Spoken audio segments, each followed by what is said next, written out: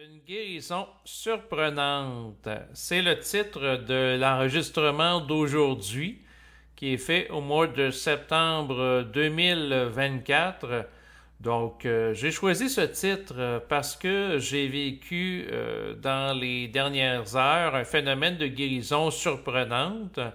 Aujourd'hui, je fais une capsule audio par rapport à ça. Donc, au lieu de tenir un journal personnel où ce que j'écris, mon expérience vécue pour la décrire avec clarté, pour l'intégrer en conscience, ben, j'ai décidé de faire un enregistrement audio. Donc, s'il y en a parmi vous que ça intéresse de l'écouter, ben, tant mieux. En fait, le point, c'est que j'ai vécu une expérience particulière. Je vous explique un peu. En fait, lundi passé, j'ai fait du jogging, comme souvent, avec une certaine intensité. J'avais un certain niveau de fatigue physique et dans les dernières minutes que j'ai fait du jogging, je me mettais, dans le fond, à éternuer. Je commençais à avoir la goutte au nez.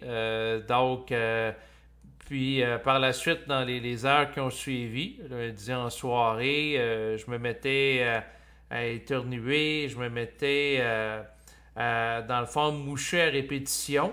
Donc là, je trouvais ça un petit peu ennuyeux parce que je n'avais pas envie naturellement d'avoir le rhume ou d'avoir la grippe. Et par la suite, mardi, mon état de santé s'est dégradé. Dans le sens que je dis dégradé, c'est-à-dire que je continue à moucher. Donc là, je sens que la présence de virus, il quelque chose. Là. Ça, c'est pendant la journée de mardi. Je me sens fatigué. Ensuite, j'ai des courbatures, des douleurs physiques. Par la suite, mardi, en après-midi, je commence à avoir le goût de vomir, mais là, c'est sûr que là, c'est un petit peu désagréable. Sur l'heure du souper, ben, je prends ma température, je fais de la fièvre, donc ma condition se dégrade. Et puis, par la suite, en soirée, à un moment donné, je me mets à vomir. Et il s'est passé un phénomène particulier. C'est un petit peu comme si lorsque je vomissais le virus, je m'en détachais. Je l'éjectais de mon corps simultanément. Et par la suite, après avoir vomi, les réactions qui ont précédé dans les heures précédentes, qu'on aurait pu attribuer, soit à la grippe ou un rhume qui commençait à s'installer, donc avec quelque chose de viral, probablement, ou une bactérie, ou un élément pathogène, ont disparu. Donc, quand j'ai vomi, ben là, je me suis dit, c'est peut-être lié au fait que dans les heures précédentes, j'ai bu beaucoup de jus d'orange pour avoir de la vitamine D. Alors, le jus d'orange, c'est acide. Peut-être que mon estomac est acidifié. Puis ça m'a amené à réagir avec le goût de vomir. Mais si ça aurait été juste une forme d'intoxication alimentaire, parce que quand on a une intoxication alimentaire, on peut avoir le goût de vomir, on peut faire de la fièvre, ce qui était mon cas. J'aurais sans doute continué à avoir des symptômes grippaux. Habituellement, à ma connaissance, les symptômes grippaux, ils disparaissent pas d'une manière aussi subite. Habituellement, quand je commence à avoir la grippe, des fois, je vais l'avoir pendant quelques jours, une semaine, 2 semaines. Ça sera pas en l'espace d'à peu près une journée, quasiment une journée et demie là, que ça va avoir disparu. Là. Donc, c'est ça, j'ai trouvé ça comme particulier comme expérience. Mais quand que j'ai vomi, c'est comme si je me délaissais du mal. J'étais comme en état de transe aussi. Il y avait une dimension particulière. Bon, c'est sûr que quelqu'un peut dire, ben, tu as peut-être eu lundi une forme de réaction allergique, tu étais à l'extérieur, c'est le début de l'automne. Des fois, les arbres dégagent des choses où. Ouais, mais si ça aurait été une réaction allergique, comme ça, ça n'aurait pas nécessairement perduré pendant plusieurs heures. Surtout que le mardi, j'étais à l'intérieur. Puis, bon, un peu comme quand on a la grippe ou le rhume, mon goût était altéré. Je ne percevais pas aussi bien de goût. Ensuite, je me mouchais à répétition. Je me sentais lourd. J'avais moins d'énergie. Donc, puis habituellement, ben, grippe ou rhume, ça ne disparaît pas comme ça. Fait que là, j'essaie de regarder logiquement ou rationnellement mon expérience, d'en faire l'étude. Mais sinon, quand j'ai vomi, j'avais une volonté ferme. Ben, premièrement, quand j'ai commencé à être malade, je dis non, je ne passerai pas la prochaine semaine ou prochaine 2 semaines à être malade. J'avais une volonté de guérir sans délai. Puis j'avais la volonté que c'est comme ça coupe sec, là. Puis quand j'ai vomi, c'était comme intense. Puis après ça, il y a eu comme une espèce de relâchement. Je me sens, ben, quand quelqu'un régurgite, des fois, on se sent mieux, on se sent libéré. Mais là, non seulement la fièvre a tombé après, mais les symptômes grippaux, comme tousser ou moucher. Au moment où je vous parle, c'est le mercredi, après le mardi, puis le lundi. Puis si vous entendez le son de ma voix est claire. J'ai pas toussé en ce journée de mercredi. J'ai pris ma fièvre un matin, il n'y en avait pas. C'est hier soir, mardi, quand j'ai vomi, ça a disparu. Donc, cette expérience-là a été particulière pour moi. C'est pour ça que je la consigne à travers un enregistrement audio aujourd'hui. En fait, en lien avec la santé, la guérison, ça me rappelait des expériences singulières que j'ai vécues. L'une d'entre elles, c'était avec ma mère. Il y a plusieurs années, j'avais des symptômes grippaux et j'étais, dans le fond, à un moment donné, j'ai comme pensé à ma mère, puis je me sentis mieux, puis elle s'est sentie mal. C'est comme s'il y avait un transfert soit que j'avais un rhume ou la grippe à elle, à distance. C'est ça, ça peut paraître particulier. Il y a des gens qui peuvent écouter l'enregistrement, on se dit, ouais, ça se peut pas des affaires de même, mais dans les faits, c'était lors d'une soirée. Après ça, je me sentais mieux. Puis c'est comme si elle avait pris mon mal à distance. C'est particulier. Ensuite, une autre expérience. Donc, je connais quelqu'un qui est médium, qui fait des soins énergétiques. Puis là, il voyait que je commençais à avoir des symptômes grippaux. Puis là, il me dit, ben, c'est un cas de dos. Parce que, tu sais, quand on a des symptômes grippaux, il y a des gens qui vont dire, ben, on va utiliser un rince sinus, on va se mettre de l'eau dans le nez pour favoriser l'expulsion des virus qui peuvent être des éléments de contamination qui peuvent être dans le nez pour favoriser la circulation, se rincer la gorge, se rincer les narines. Mais non, lui, ce qui m'a fait, c'est un traitement dans le dos et ça avait expulsé. Après ça, le rhume ou le grippe avait disparu. Donc, c'était un traitement où ils utilisaient les coudes, qui mettaient ça dans le dos à certains endroits pour déplacer des énergies et les expulser. C'est des traitements assez intenses parce qu'ils pouvaient prendre une charge d'éléments bloqués énergétiques logés dans le dos. Ils ramenaient ça à la hauteur de la bouche, puis là, je pouvais me mettre à crier. Un peu comme quand hier j'ai vomi puis je me suis mis à crier, comme un relâchement d'énergie. Donc, qui s'est fait. Puis après ça, il y a comme une libération émotionnelle en lien avec ça, instantanée, puis de libération du virus. C'est comme si ça faisait... Ben lui, c'est ça. Il faisait éclater la forme avec le traitement énergétique, puis les coudes, où c'était comme des bulles d'énergie, si on peut dire, qui étaient dans le dos. Il les prenait, puis il faisait remonter le long de la colonne vertébrale vis-à-vis de la bouche, puis ça sortait. Des fois, c'était des cris. Puis après ça, il y a un sentiment de libération. Puis ce que j'ai vécu hier, ça allait un peu dans ce sens-là.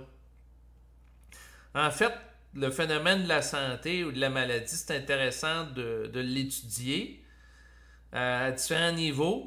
C'est sûr qu'il y a des interprétations multiples par rapport à un même phénomène. Mais il y a des voies inhabituelles de traitement qui donnent certains résultats. Donc, hier soir, après avoir, dans le fond, vomi, je me sentais mieux. J'avais été sur Internet, j'avais été voir des vidéos de Bruno Grounding. C'est une personne qui est réputée avoir fait de nombreuses guérisons de son vivant. et aussi après sa mort. Donc, c'est une personne qui a vécu en Allemagne. Il y a beaucoup d'enregistrements par rapport à lui, où ce qui donnait des conseils pour favoriser la santé. Il y avait quelque chose de particulier, ce monsieur. Puis là, je focusais sur lui, puis je demandais d'avoir une guérison. Donc, il y a plusieurs supports. Il y a des gens qui vont prier Dieu, la Sainte Vierge, les anges, différentes formes. Sauf que le point, dans un sens, si on veut être très pragmatique, c'est que peu importe la forme, l'important, c'est le résultat. Dans le sens que si moi, hier, je me suis mis à vomir, puis j'étais heureux de ne pas avoir la grippe ou le rhume, puis que ça n'a pas duré 1 ou 2 semaines ou même 3 semaines, mais je suis très content de la situation.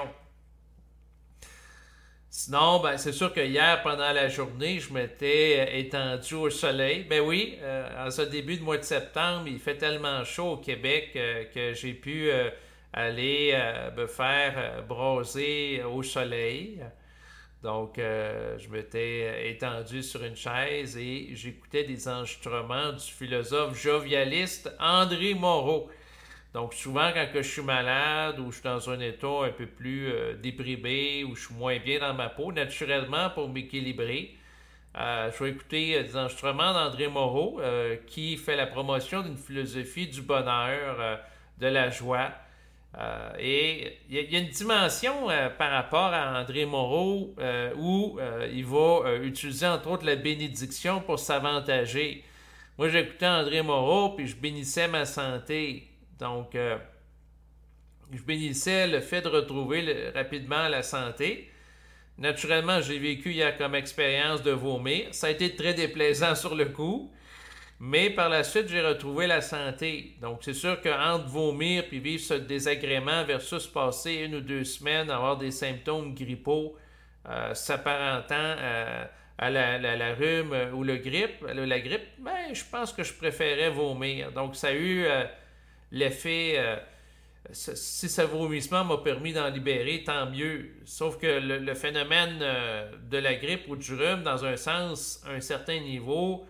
Ça demande des phénomènes que, bon, il y a des variables comme tout est reçu selon la forme du récipient, c'est-à-dire le terrain, l'individu, l'état dans lequel il était. Oui, dans mon cas, au moment où j'ai commencé à manifester des symptômes grippaux, c'était lundi, j'étais fatigué. C'était en fin de journée, j'avais décidé vers 17h de faire du jogging. Et j'avais eu chaud, j'avais beaucoup transpiré, donc une activité intense. Des fois, ça peut être propice à tomber malade, dans le sens que si la personne a une très grande fatigue physique, ou ça peut être une fatigue mentale aussi. Donc ça, c'est des variables qui ont une incidence qui peut favoriser la croissance d'une maladie naturellement, sauf que d'autres variables qui ont de l'impact. Et c'est sûr que pour ce qui est des gens qui sont religieux, comme dans le domaine de la religion catholique, de prier Dieu, ou dans le domaine du jovialisme, de bénir, à mon avis, ça a un certain impact. Il y a une dimension occulte, une dimension subjective à la maladie qui est intéressante d'étudier. Puis il y a une dimension aussi qui va au-delà de la science matérialiste et réductionniste. Donc, c'est sûr que ce que je vous partage là, de dire que quelqu'un m'a fait un traitement dans le dos puis ça m'a libéré, c'était soit un rhume ou une grippe. Là, j'avais des symptômes grippaux comme moucher à répétition. Il y a des gens qui vont dire, ben non, ça se peut pas, là, c'est ton imagination. Où ils vont dire ça doit être de l'effet placebo. Tu crois que la personne te libère émotivement pour te libérer du virus, puis comme tu es tellement convaincu, t'amènes la manifestation des mécanismes d'auto-santé de ton corps. Là. Donc, c'est comme tu te donnes à vivre la guérison en croyant qu'il te guérit. Ça revient un petit peu à ça. D'une certaine perspective, à travers le rituel. Quelqu'un, dans le fond, va faire affaire avec un chaman, il va se mettre à faire des rituels, à utiliser, par exemple, un tambour pour l'accompagner, pour induire un état de transe, faire certaines danses. Donc, à travers la mystification du rituel, donc l'individu donne de l'importance à ça. Un peu comme en Occident avec la blouse blanche, c'est-à-dire que quelqu'un voit un médecin en blouse blanche et il croit qu'il peut le guérir. Ça peut augmenter par suggestion, le fait que le médicament va être prescrit par la personne du corps médical en blouse blanche va être davantage effectif. Tout simplement sous la croyance, comme la personne qui vit en Amazonie, qui voit un chaman, peut croire qu'il va davantage le guérir qu'un autre individu quelconque. Donc, il peut y avoir cette dimension-là, naturellement, qui entre dans l'équation. Quoi qu'il en soit, pour ce qui est de moi, ben, c'est sûr que je suis content d'être guéri. Et puis, dans le fond, je continue à faire mes études par rapport à la santé, différentes choses. Je suis quelqu'un qui, dans ma vie, va bénir, mais j'observe aussi l'efficacité de gens avec différents systèmes de croyances, dans le sens que une amie à ma mère, parce que ma grand-mère maternelle, c'est-à-dire la mère de ma mère, est décédée il y a environ 1 an. En fait, un peu plus qu'1 an, c'était au mois d'août. Et puis, il y a eu une messe anniversaire suite au décès de ma grand-mère. Et l'ami de ma mère qui l'a connue dans les derniers temps allait la voir avec ma mère là, régulièrement là, en résidence de personnes âgées, donc en CHSLD. Et après l'avoir accompagnée pendant plusieurs années, ben, c'est sûr que ça aurait été intéressant pour elle d'assister naturellement à la messe anniversaire d'1 an après son décès. Et ce qui est arrivé quelques jours avant, c'est qu'elle avait testé positif à un test de COVID-19. Donc, techniquement, c'était peu probable qu'elle retrouve la santé pour le jour de la messe anniversaire, mais ma mère a prié ma grand-mère pour qu'elle puisse retrouver la santé. Et la journée d'avant, l'événement, ce qu'elle racontait, c'est qu'elle avait fait un test COVID, puis la barre était rouge. Puis le lendemain, elle se sentait bien et elle avait refait le test COVID. Et au lieu que ça soit une barre rose, non, il n'y en avait pas du tout. Alors qu'on aurait pu s'attendre à une transition, c'est-à-dire que la personne est testée positive intensément, ensuite un petit peu moins positif, peut-être de passer de rouge à rose avant de tomber à rien. Mais ça n'a pas été le cas. Et c'est sûr que ça lui a permis de rencontrer ma mère puis moi-même là, pour l'événement de la messe anniversaire. Et par la suite, ben, après la messe, il y a eu un petit goûter. Donc, c'est sûr que c'était préférable qu'elle ne soit pas infectée par le virus pour ne pas nous contaminer. Donc, il y a des petites choses comme ça qui arrivent. Il y a comme une dimension subjective qui va moduler l'expression de la maladie, la stopper, la freiner. Ce qui fait que lorsqu'à un moment donné, dans un de ses enregistrements, André Moreau a déclaré que s'il est possible que quelqu'un, par exemple, qui est atteint d'une maladie, puisse en contaminer une autre, donc quelqu'un qui est atteint du sida qui puisse en contaminer une autre, ben lui, il affirmait qu'il pourrait être possible de faire le contraire. Quelqu'un sain guérisse une autre personne qui est atteinte d'une maladie sexuelle en ayant un rapport sexuel avec elle. Donc, c'est audacieux ce qu'il a dit. C'est un personnage particulier parce qu'au fil de sa vie, de ce que j'ai compris, c'est qu'il a eu des relations sexuelles avec au-dessus de 1000 personnes. Donc, sans utiliser de préservatif, sans porter de condom. Donc, c'est sûr que c'est particulier parce que c'est un homme qui fait l'amour en bénissant. Puis au moment où je vous parle, il a passé l'âge vénérable de 83 ans, donc il est toujours vivant. Il y a des gens qui disaient, voyons donc, quelqu'un qui a des relations sexuelles avec plusieurs femmes va finir par avoir le sida, surtout dans les années 1980 où on disait que c'était une épidémie importante. Et André, naturellement, à ma connaissance, n'a pas le sida, il est toujours vivant et il n'a pas changé son mode de vie. Donc, avant la période dite de pandémie de sida dans les années 1980 à aujourd'hui. Bien entendu, je ne recommande pas aux gens de faire ça à la maison, de ne pas porter de condom. En fait, la personne doit faire ce qu'elle a à faire selon sa vibration. Donc, mais mon rôle ici, à travers l'enregistrement, c'est d'exposer différentes manières d'être. Et qu'à quelque part, à travers la bénédiction, à travers la volonté d'être en santé, à travers du déploiement des mécanismes d'auto-guérison que l'individu peut porter, ben, il peut se passer certaines choses. Naturellement, mon propos, c'est qu'il y a différentes voies. Il y a des gens dans la religion catholique qui vont prier Jésus. Ma grand-mère, qui est fervente croyante de son vivant, elle s'est rendue quand même à 99 ans, puis elle priait 4 fois par jour. Tandis que j'ai vu récemment que il y a une dame, comment qu'elle s'appelle? Excusez-moi, je n'avais pas nécessairement eu l'intention d'en parler, là. C'est... désolé si je me cherche un peu, parce que je tombe dans une information factuelle. C'est Madame Grosjean qui, elle, est morte à 93 ans. Elle faisait la promotion d'une nutrition là, sans viande. Là. C'était lié du... C'est Irène Grosjean, la promotion du végétarisme. Puis j'ai été un petit peu déçu qu'elle est morte à 93 ans parce que ma grand-mère, qui n'était pas végétarienne, est morte à 99 ans. Mais ce que je percevais chez Mme Grosjean, bon, c'est qu'elle était comme beaucoup polarisée dans l'idée qu'il ne faut pas manger de la viande, qu'il faut manger des légumes, etc. Tandis que ma grand-mère n'était pas végétarienne, mais elle était plutôt polarisée dans l'idée que, dans le fond, l'importance de prier Dieu, que Dieu est amour, que Dieu peut nous accorder des grâces, etc. C'est sûr que c'est différent. Là. Chaque personne est unique. Ma curiosité, c'est sûr, dans un sens, c'est de voir André Moreau, qui est âgé de 83 ans, qui bénit régulièrement. Il va se rendre à quel âge... dans le fond, en termes d'espérance de vie, à travers son existence sur le plan biologique, parce que lui, ça fait quand même plusieurs décennies qu'il bénit régulièrement. Moi, personnellement, la bénédiction, je trouve ça intéressant. Je bénis dans ma vie, puis j'agis à plusieurs niveaux, dans le sens que pour traiter, par exemple, une grippe ou un rhume, j'étais sur un protocole très conventionnel là, mardi, c'est-à-dire hier. Donc, qu'est-ce que je faisais? Bon, premièrement, se rincer les sinus plusieurs fois par jour pour favoriser l'expulsion du virus.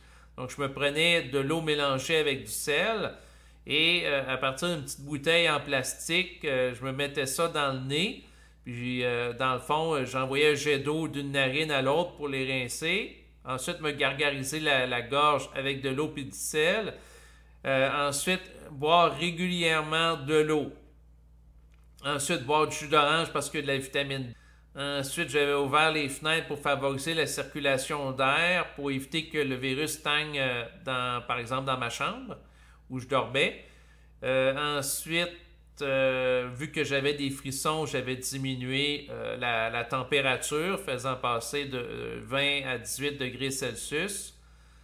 Ensuite, c'est ça, j'avais adopté différents comportements là, de base là, au niveau très cartésien, logique, mais aussi d'une manière parallèle, en complémentarité, je bénissais ma santé, puis j'écoutais des enregistrements d'André Moreau pour être dans la vibration de la bénédiction.